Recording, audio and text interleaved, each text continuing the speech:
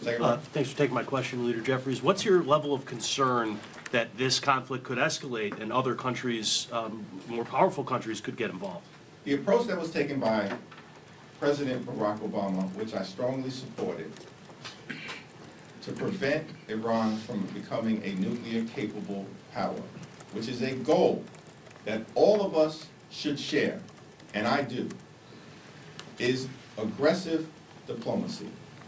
When President Obama entered into discussions to try to secure a nuclear agreement to prevent Iran from becoming capable of developing a nuclear weapon, it was a discussion that involved diplomacy from the United States, Great Britain, France, Germany, Russia, and China, all at the table, entering into an agreement that took Iran's capacity from racing to a nuclear weapon from inside of 3 months, which is where it was at the time, to outside of a year. Everyone agreed that Iran was complying with the agreement that had been reached, which had its flaws, but was working as it had intended to significantly push back Iran's capacity to break out and develop a nuclear weapon.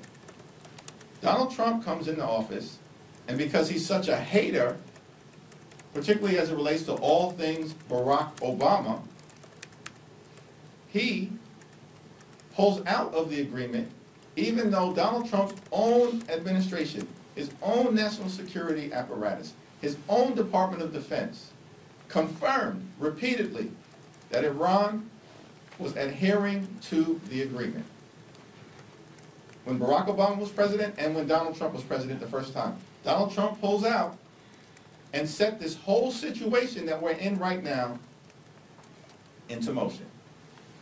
On Friday, Donald Trump says,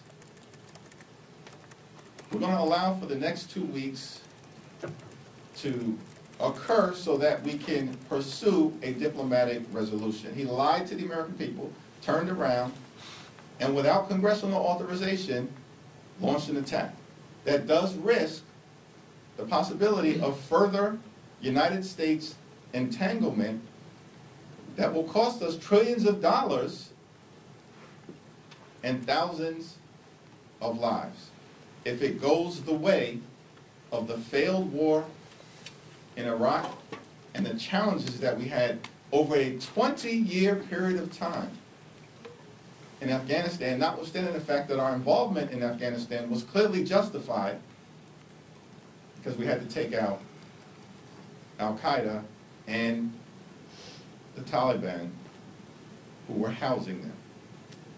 These Middle Eastern situations are rough situations.